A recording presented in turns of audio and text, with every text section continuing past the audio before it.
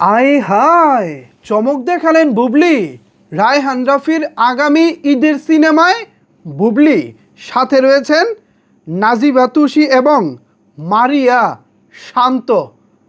ও মাই god, এবার তো তাহলে বুবলি বড় রকমের চমক দিতে যাচ্ছেন বলা চলে।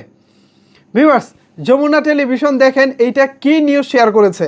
এইটা তো বুবলির জন্য, বুবলির ভক্তদের জন্য এই মুহূর্তে দারুণ সুখবর।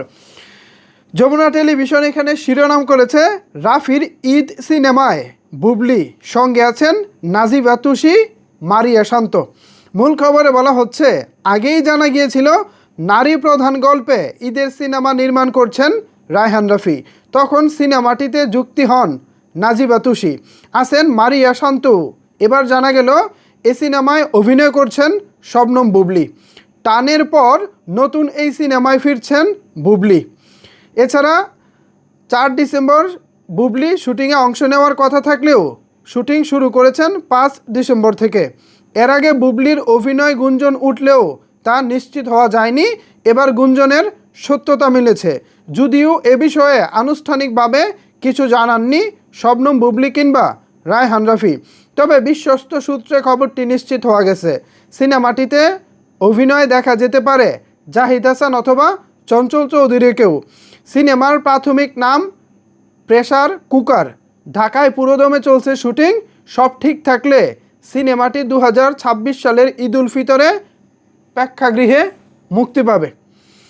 ভাই, এটা আসলে আমি মনে করি অপবিশ্বাস এবং বুবলির ভক্তদের যেই মনস্তাত্ত্বিক যে দ্বন্দ্ব, কে ভালো পরিচালকের সঙ্গে কাজ করতেছেন, কে ভালো সিনেমা করতেছেন, এ নিয়ে তারা কিন্তু নিয়মিতই ফেসবুকে পাল্টাপাল্টি পোস্ট করতে থাকেন। তো আজকের এই নিউজের পর বুবলির ভক্তরা হয়তো বা একটু খুশি হয়ে যাবেন, বিকজ রায়হান রাফি এই মুহূর্তের একজন প্রমিজিং ডিরেক্টর। তিনি যে সিনেমা বানান সেটাই সুপারহিট হয়ে যায়। সো তার মতো একজন পরিচালকের সিনেমায় কাজ করতে পারা মানেই তো বুবলির ঝুলিতে আরও একটি হিট সিনেমা যুক্ত হওয়া। যদিও এর আগে রায়হান রাফি এবং বুবলি মিলে টান সিনেমা করেছিলেন, সেটা যদিও সিনেমা হলে নয়, ওয়েব সিরিজ বা ওয়েব ফিল্ম হিসেবে মুক্তি পেয়েছিল, তবে সেটা খুব একটা আলোচনা তৈরি করতে পারেনি। সিয়াম আহমেদ বুবলির বিপরীতে কাজ করেছিলেন, বাট সেটা খুব একটা আলোচিত হয়নি। তবে এবার কি আলোচিত হবে? এবার কি দারুণ কিছু হবে?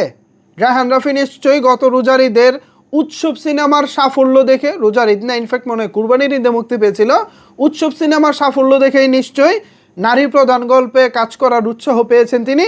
এখন দেখা যাক, রাফির আন্ডারে রয়েছেন 3 জন নায়িকা।